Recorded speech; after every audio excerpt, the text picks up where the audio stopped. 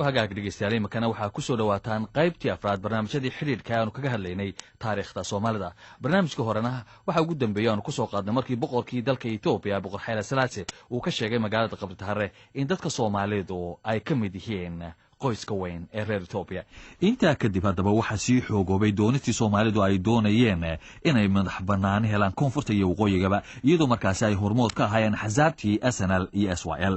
bishii December sanadkii 1959 ayaa golihii guud ee Jimciyadda Quruumaha ka dhaxaysa waxa ay gaareen go'aan lagu soo afjarayo xilligii Talyaaniga loogu dhiibay koonfurta Soomaaliya inuu maamulo waxaana ka dhigan waqtigaas inuu noqdo bishii July 1 sanadkii 1960 waxaana taas laga soo horeysay waqtigii markii hore loogu tala galay muddo 6 bilood ah Umar Ata Qalib oo ka hadlaya ololihii gobonimo doonka bal hadda mar kale aan ku celino bishii May 1959 ayay soo saareen qaraar ay leeyihiin waxaan siinaynaa xorriyad istiqlaalkooda ha qaateen 17 February ee sanadku markuu 60 yahayna election ka dhaco doorasho ka dhaco halkaas aad safxad cusub ka bilaabantay markaas dadkii kaceen oo maxaan ku yiraahdaa shucuurtooda samada tagtay yar iyo weyn rag iyo dumar markaas aad afar xisbi oo siyaasadeed ayaa markii waqtigii yimid ka qayb galay doorashadii SNL NUF USP iyo SYL doorashadii markii la galay waxa deeto helay aqlabiyadii xisbigii la oran jiray Somali National League 20 kursi ayuu helay USP waxay heleen oo la oran jiray United Somali Party 12 NUF National United Front kursi buu helay halka waxaan doonayaa wax yar ka tilmaamo markii dariiqada Ingiriiska la xisaabiyay dadkii vote ka bixiyay SNL iyo USP waxay heleen 55 boqolkiiba 55 NUF-na dadkii markii la xisaabiyay waxay heleen 45 boqolkiiba 45 laakiin haddana nidaamka Ingiriiska ayaa ah kursi walba laba nin la kala dooranaya haddii mid keeno kun ka kalena uu 990 keeno ka kun ka helay amba la siiyay u qaadanaya sidaas awgeed ayay taasay ku dhamaatay kaasi waxa uu Umar Ata Qalib oo ka hadlayay sidii lagu helay gobonimada iyo doorashadii ka dambeysay bishii May hadaba labadeedii ayaa hogaamiyaal ka socday Somaliland ay yimaadeen magaalada London si loo jaro xiriirkii isticmaalka ahaa ee ka dhaxeeyay Ingiriiska waxa waqtigaasi loo ogolaaday in xornimadooda ay qaataan 26 Juun sanadkii 1960 wafdigii barigaasi London yimid waxa kamid ahaa محمد حاجي إبراهيم عقال بريغاسي ورئيس أسية لانتا أفضل الصومالية إيدا عدا BBC دا وحا وعقال كويدي waxay tahay in la wada maqlay maanta maxay iskooda secretary jawaabtiisii waxay noqotay arrinkii sidii aynu doonaynay inuu dhacay ina kulli kooda darsantiin baan maraynaya maalintii isniintii ayaan hadalkii istaad marka waxaan ma dawladda Ingiriiska awalba u sii go'nayd waxa ay doonayaan inay yiraahaan asaxaatee in meesha ku jirtay waxa la hubinayay waxaan la doonayo dawladda la doonayo mid dadkii wada doonayo dad u qalmaana gacantooda ay galayso inay tahay in kala la hubsanayay labadii casho horaan saragnayba baadniin arrinku la baaray dadka meesha joogay iyo dadku sidoo wax doonayaan iyo saa loo eegay arrinku inaga wada dhab yahay iyo inuu maxay jibo arrinku inaga yahay la baaray bixi hadalkii waxa weeye guntiisi bisha 1 July 1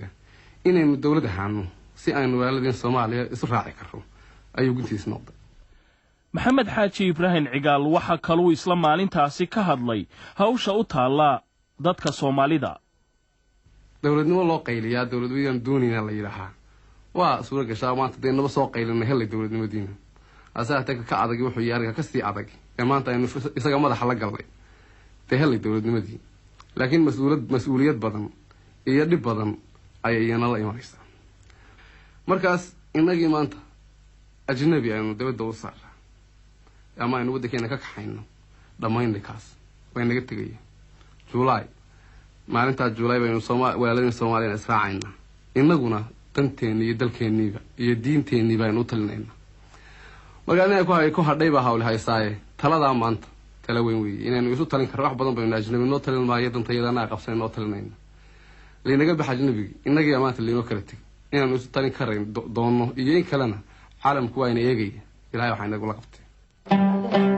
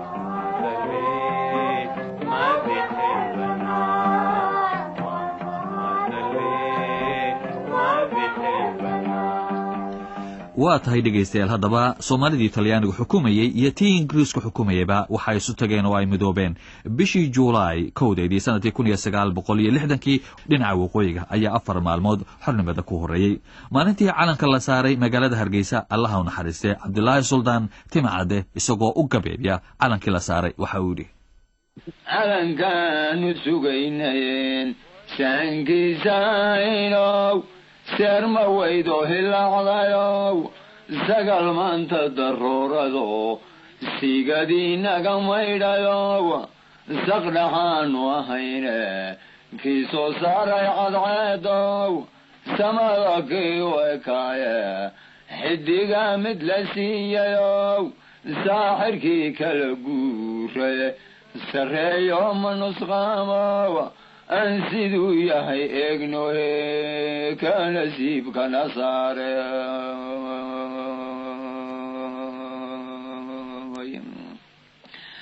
saahidiinta islaamkoe subxisaa jimcayaashiyo siryaanta iyo haweenku calankaysa hadsheenow cidina kaanayna siinine saatir noogu yabohayow saaxirkii kala guure sarreeyo ma nusqaamow aan siduu yahay eegnohe ka nasiibkana saare allah u naxariistee cabdilaahi suldaan timacadde oo ka gebiyey habeenkii calanka la saaray magaalada hargeysa intii haddaba aanay labada gobol aanay xornimada qaadan waxaa muddo laga wada hadlayay sidii loo midoobi lahaa arrintaasi sidaa u dhacday waxay noo faahfaahinaya mar kale cumar artaqaali shirkii ugu horreeyey ee somaliland baarlamankeedii uu qaatay ayaa wuxuu u diray taar soomaaliya baarlamaankeedii oo markaa uu madax ka ahaa aadan cabdulla cusmaan iyagoo leh haddaanu reer somaliland nahay baarlamaankii masilayana aan nahay waxaan doonaynaa inaanu mid noqono calan kaliya yeelano dawlad kaliya yeelano iyadoo aan shuruud lahayn waxaanu doonaynaa arrintaa inaad si degdega wax uga qabataan noona soo jawaabtaan baarlamaankii soomaaliya aad buu usoo dhaweeyey arrintaas mabda ahaan laakiin kumay degdegin oo markiiba umay soo jawaabin markii dabadeed arrintaasi sidaas tallaabadii ugu horreysay ay saas noqotay ayaa aadan cabdulla cusmaan oo markaa baarlamaanka madax ka ahaa ayuu soo diray wafdi uu hogaaminayo dr maxamed sheekh gabyo oo markaa ahaa minister of constitutional affairs yacni wasiirkii arrimaha dastuurka iyo dhowr nin oo kale oo ula socdo nin talyaaniya khabiir talyaani ah oo ingiriisida si fiican u yaqaan waxay markaa kusoo horeeyeen unionkii aan idin sheegay Somali Officials Union oo aan saan hore idin sheegay ahaa aad iyo aad awood xooga lahaa dawladuna ictiraafsan tahay dadkuna ictiraafsan yihiin marka maadaama aan sharaf u yeeshay inaan madax ka ahaa oo odayaashii qamaamuurta sharafta lahaana ay guddida fulinta ay ka mid yihiin ayaan isugu yeedhay shir waxaan idhi arrintaasaa layna weydiiyey waxaan jecelahay inaynu ra'yigeena ka dhiibano taasoo ah waxaanu maqalay Somaliland waxay u imanaysaa Soomaaliya iyagoo doonaya in la midoobo maxaad shuruud haysaan odaygu wuxuu ku soo adkeeyay wafdiga waa in shuruud la yimaada intaan midnimada la hijirin markaa deeto markii aanu shiray waxaananu la nimid amba soo gudbinay shuruudda soo socota haddaan xusuusiyo annagu markaa yani powerka siyaasiga gacanteeda kuma jiro laakiin waa urur cid waliba dawladda ingiriisku ay taxkiliso dawladda Soomaaliyeed markaa dalaltayna ay taxkiliso dadka Soomaaliyeed ay taxkiliyaan waxaanu shuruudda soo socota qodobkii u horeeyay wuxuu noqday haddii madaxweynaha jamhuuriyadda Soomaaliyeed midaysani hadduu gees noqdo amba Somaliland amba Soomaaliya prime ministerku ra'iisul wasaaruhu waa inuu geesta kale noqdaa waa qodobkii ugu horeeyay qodobkii labaad wuxuu ahaa tirada baarlamaanku labada geesood waa inay isku mid ahaadaan 60 iyo 60 qodobka saddexaad wasaaradaha waa in si xaq ah oo qayb fiican loo qaybsadaa iyadoo la siman yahay qodobka afraad haddii caasimaddu ay meel noqoto xataa maanu odhan muqdisho safaaradii caasimadda timaadaaba waa inay qunsuliya caama ku yeelataa dhinaca kale jeyshka wadaniga ah waa in nin sarkaalah oo labada geesood ka tirsani uu hogaamiyaa booliiskana sidoo kale yacni la qaybsadaa midna Somaliland ay hogaamisaa raggeedu midna Soomaaliya raggeedu uu hogaamiyaa shaqaalaha dawladda waxa aanu ku talinay in mushaharkii amba qiyaastii mushaharka la oran jiray scales ay qaadan jireen xaggaana la geeyo waayo waxaanu ogaanay xagga Soomaaliya koonfurta in mushaharku aad iyo aad u hooseeyay markii dabato ay barlamaankii u tageen barlamaankii Somaliland odayaashii xisbiga iyo dawladda markay u tageen waxa ay barlamaankii ay cadeeyeen waxay yiraahdeen ma doonayno inaanu wax ka hor yimaado taarkii aanu u diray samayn macnaahu waxaanu nidi bidun qayd oo shart shuruud baan baanu ku imanaynaa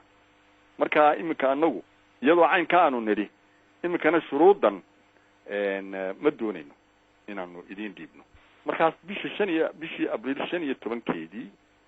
ayaa wafdi loo diray muqdisho uu hogaaminayo maxamed ibraahim cigaal odayaasha kale la socdaana ay ahaayeen sida soo socota axmed xaaji ducaale oo ahaa ministry wasiirka tarawaadka dabiiciga ah cali garaad jaamac wasiirka hawlaha guud xaaji ibraahim nuur wasiirka arrimaha bulshada waxa kaloo barlamaanka ka raacay يوسف إيمان محمد علي فارح عبد الله محمود قبلا موسى ربيله هذه أدبا لو سودويي مركي أي تجين تدخل سودويين إن صاحبه برلمان كسرنا أو سودويين ما أنتي لبعض والفريستي والشربة ليس هريمد هدي عن تلمامو جيست كونفورتا بالصومالية وحا تشيرمان كأها شركة آدم عبد العثمان ومركا برلمانka u sareeyay Abdullah Ciise oo prime minister ahaa Maxamed Sheekh Gabiyow oo ahaa wasiirkii arrimaha dastuurka, maxamuud cabdinuur juuju lagu magacaabi jiray wasiirka howlaha guud iyo isgaadhsiinta, maxamuud yuusuf aadan muuro oo ahaa wasiirka tacliinta, sheekh maxamuud maxamed faarax oo ahaa wasiirka cadaaladda, xaaji bashiir ismaaciil oo ahaa ku-xigeenka guddoomiyaha baarlamaanka, cabdulqaadir maxamuud aadan soobe oo ahaa ku-xigeenka guddoomiyaha baarlamaanka, iyo xaaji cabdillaahi mursal iyo sheekh maxamed isxaaq talaad. marka bisha 16 ilaa 22 yani abriil ayaa la fadhiyey. kaasi waxaa cumar carte qaalib. waxa isaga haddaba aanu arrintaasna ka waraysana ku saabsanaa isku darsiga labada dhinac. cabdilqaadir maxamed aadan soobe oo sidii cumar carte uu sheegayba ka mid ahaa guddidii ugu horreysay arrintaasi isugu timi ee ka wada hadlaysay, ahaana guddoomiye ku-xigeenka baarlamaanka Soomaaliya. su-aasha aanu weydiinana waxa ahayd sida tan: cabdiqaadir, waa tii la isku darsamay sidii imika aad lahayd saraaxad ha loo wada hadlana dadka in wax badan laga qanciyay rabaan bini aadamku. markii la isku darsaday wax shuruudihii may jirin oo waa tii la israacay. Soomaali weyn kalena waaba la sii doonay. maxay ku dhacday bay kula tahay adiga fikrad ahaan in koonfurtu madaxweynihii iyo ra'iisul wasaarihii iyo madaxdii ciidamada intuba ay koonfur noqdaan iyo caasimadii? waxaan ku leeyahay waxay ku dhacday waxa waaye condition ma jirin. conditionkii la rabay in la keeno Somaliland يعني واسك ديبتي واسديبتي marka wax shuruudo lagu xiray ma jirin conditional jiraa'iya qabiil baan hayo kana hayo midna ma jirin. waxay raadeen nimid waa kaas loo taliya. jamhuuriyaddii Soomaalida ee dhalatay wixii ugu weynaa ee barnaamijka u noqday waxay ahayd sidii loo rumayn lahaa Soomaali weyn. dhibaatada arrintaasi ay lahayd ma ahayn mid dawladdii Soomaalida ka qarsoonayd. ra'iisul wasaarihii ugu horreeyay ee labadii gobol ee midoobay ay yeesheen oo ahaa Cabdirashiid Cali Sharmarka Allah u naxariiste oo arrintaasi marka hadlayay waxa uu yidhi: nasiib darrada nahaysaa waxa weeye in wadamada Afrika ee deriska aanu nahay ee ay tahay inaanu ka shaqayno kor u qaadida xiriir saaxiibtinimo iyo nabadgelyo oo na dhexmara inaana ahayn kuwa iyagu deris ama jaarka noo ah. wax deriska iyagu yahay Soomaali aanu wada dhalanay oo dhalashadoodii ay ka been sheegtay soodin aan loo miidaandayn. waxaanu wadaagnaa af, habnololeed, dhaqan iyo diinba. markaasi sidee ayaanu walaalahayo uga dhigi karnaa dad shisheeye ah? 29 bishii abriil sanadkii 1961 ayuu Cabdirashiid ereyadaasi ku dhawaaqay. haddaba cumar carte qaalib oo muddo dheer ahaan jiray wasiirka arrimaha dibadda ee Soomaaliya, ka horna ahaan jiray danjiro Soomaaliya dibadda oo fadhiya, oo aan wax ka weydiinay dhibaatada Soomaaliya ay kala kulantay dalalkii kale ee Afrika marka ay timaado Soomaalidu dhulka ay sheeganayso. waxa uu cumar yidhi: markii istiqlaalka la qaatay Soomaalidu ay midowday, waxa markaa dawladihii markaa jiray ay ka dhigteen bartilmaameed siyaasadda dibadda in la xoreeyo dalalkii kale ee Soomaaliyeed ee maqnaa. waana la hareereeyey bilxaqiiqa. isbahaysi baa dhacay,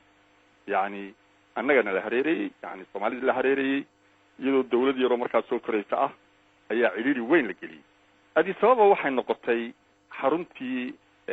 jamciyaddii Afrikaanku ay samaysteen madaxda Afrika OAU. boqor Hayle Salaase wuxuu ahaa nin caan ah, nufuudna ku leh adduunka. waxaanan odhan karaa qaraarkii madaxda Afrika ay gaadhay ee OAU-da ku soo baxay magaceeda isagaa ka dambeeyey ee la yidhi waa in xuduuddu sidii isticmaalku uga tegay ay ahaataa. cumar carte qaalib, qaybtii afraadna intaas ayay ku dhan tahay. sidaa iyo nabadgelyo.